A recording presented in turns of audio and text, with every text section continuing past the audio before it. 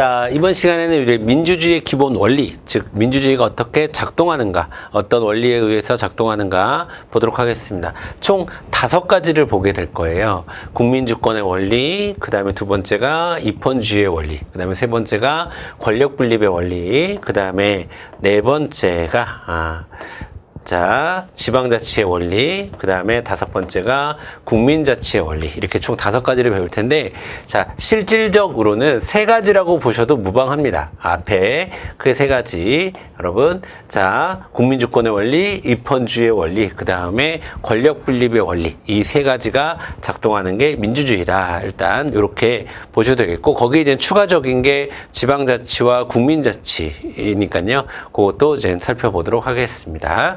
자, 먼저 우리 국민주권의 원리 보도록 하겠습니다.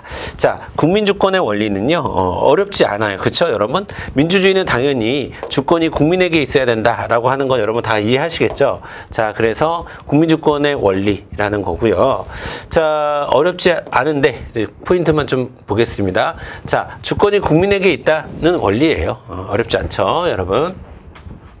자, 그리고 우리나라 헌법의 제1조 1항에 보면 대한민국은 민주공화국이다. 공화국이란 말이 여러 사람들이 함께 결정한다라는 뜻이라고 그랬죠. 그 다음에 2항에 이제 국민주권 원리가 천명되고 있습니다. 자, 대한민국의 주권은 누구한테 있대요? 주권은 국민에게 있고, 즉 다시 얘기해서 대한민국의 최고 권력은, 배웠죠 앞에서, 대한민국의 최고 권력은 국민에게 있고 모든 권력은 국민으로부터 나온다라는 원리가 되겠습니다. 자, 됐고요. 자, 간단한 내용이에요. 국민주권의 원리라고 하는 것은. 자, 그 다음에 두 번째가 입헌주의의 원리입니다. 입헌주의 원리. 자, 입헌주의 원리는 여러분이 조금 그러니까 헌법에 입각해서 정치를 한다. 그게 바로 민주정치다. 이런 얘기거든요. 그래서 요거는 여러분들이 이렇게 이해하시면 조금 더 편합니다. 입헌주의 원리는 우리가 뒤에서 배우게 될 법치주의의 원리와 비슷한 개념이다. 이렇게 여러분이 이해하시면 좋겠습니다. 자, 이게 무슨 말이냐면요. 법 중에 가장 높은 법이 헌법이거든요. 그래서 헌법에 입각해서 정치를 한다는 말이나 전체 포괄적인 의미에서 법을 가지고 통치를 한다는 말은 거의 똑같은 말이다. 이렇게 이해하시면 되겠습니다. 자, 여기 있네요. 그쵸? 제가 입헌주의는 법치주의와 거의 비슷한 뜻으로 이해하시는 게 좋다라고 말씀을 드렸습니다. 그쵸? 자, 그 다음에 입헌주의라는 말은 헌법을 바탕으로 통치가 이루어져야 한다라는 겁니다. 그러다 보니까 통치는 자신들이 갖고 있는, 국민들이 어떻게 보면 위임한 권리인데 그 위임한 권리를 가지고 지나치게 사용하지 말아라 라는 겁니다.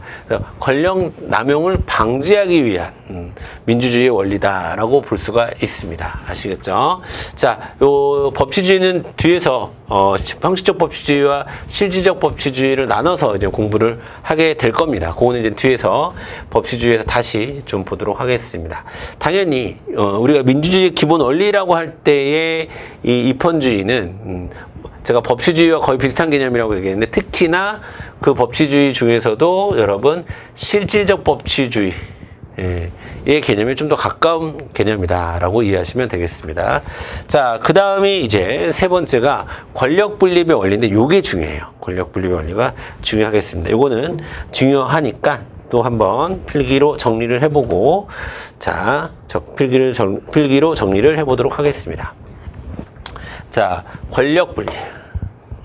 자, 권력분립은요,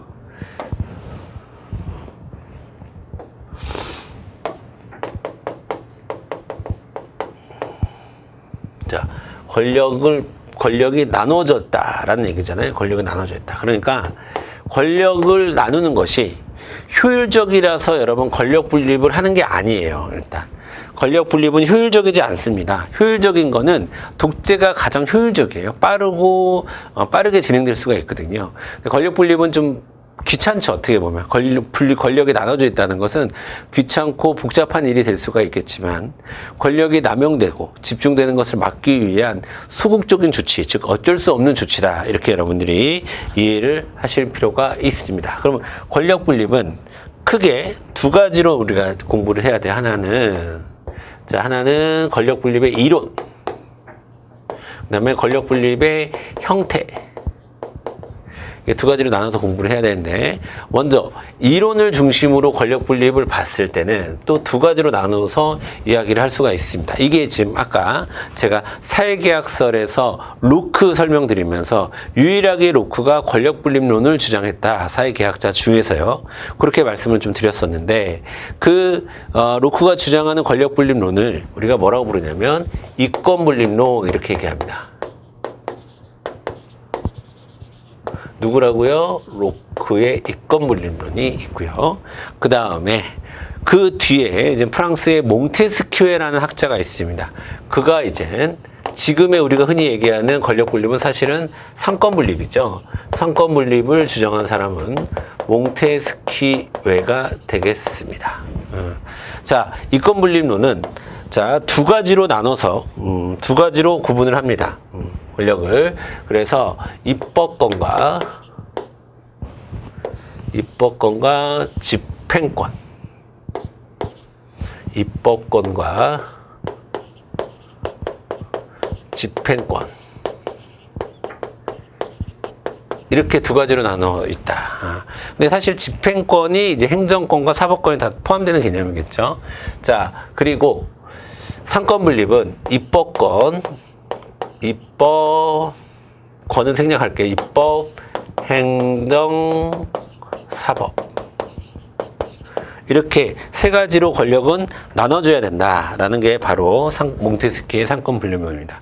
그 다음에 로크의 이권 분립론의 핵심은 상대적으로 요걸 강조하는 겁니다. 입법권이 더 강하다라는 말을 하기 위해서 이권 분립론을 주장한 거예요. 그런데 자, 상권 분립론은 아닙니다. 입법, 행정, 사법 모두 동등한 권리를 가지고 있다. 이렇게 주장하는 거예요. 몽테스키웨는. 자, 요렇게 이론을 일단 정리를 하셔야 되고요. 그 다음에 이제 공부를 하셔야 되는 게 형태입니다. 형태는 자, 권력 분립을 우리가 수직적 권력 분립과 그 다음에 수평적 권력 분립으로 나눠요. 자, 수평적 권력 분립이라고 하는 것은 이런 거예요. 입법, 행정, 사법 이렇게 나눠져 있는 걸 수평적이라고 하고요. 그 다음에 수직적이라고 하는 것은 중앙정부, 그 다음에 뭐 지방 중에서도 광역, 지방자치단체, 그 다음에 기초 이렇게 이런 방향으로 수직 방향으로 권력이 나눠져 있는 것을 수직적 권력 분립. 그 다음에 수평적으로 여러분 중앙에도 입법부 있고 행정부 있고 사법부 있고 광역에도 입법부 있고 행정부 있고 사법부 있고 기초에도 입법부 있고 행정부 있고 사법부 있고 이런 식으로 나눠지는 것을 우리가 수평적이라고 하는 거예요. 이렇게 가는 거를 우리가 수평적, 그 다음에 이렇게 떨어지는 거를 수직적이라고 얘기합니다. 자, 그러면 눈치 빠르신 분들은 느끼셨겠지만 이 수직적 권력 분립을 다른 말로 뭐라고 얘기합니까? 지방자치라고 얘기할 수 있습니다. 그쵸? 지방자치라고 얘기할 수 있고, 그 다음에 이 수평적 권력 분립은 그냥 상권 분립과 같은 개념이다 라고 여러분이 이해하시면 되겠습니다. 되셨죠?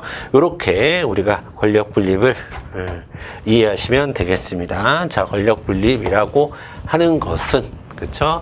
크게 이론과 형태로 나뉘는데, 이론은 로크의 이권 분립론과 몽테스키의 상권 분립론, 자의 차이를 정리하시면 되겠고요. 그 다음에 형태적 의미에서의 권력 분립은 수직적 권력 분립과 수평적 권력 분립으로 나눌 수 있는데 이게 중요하죠. 수직적 권력 분립은 지방자치를 의미하는 것이다 라는 겁니다. 자, 되셨죠?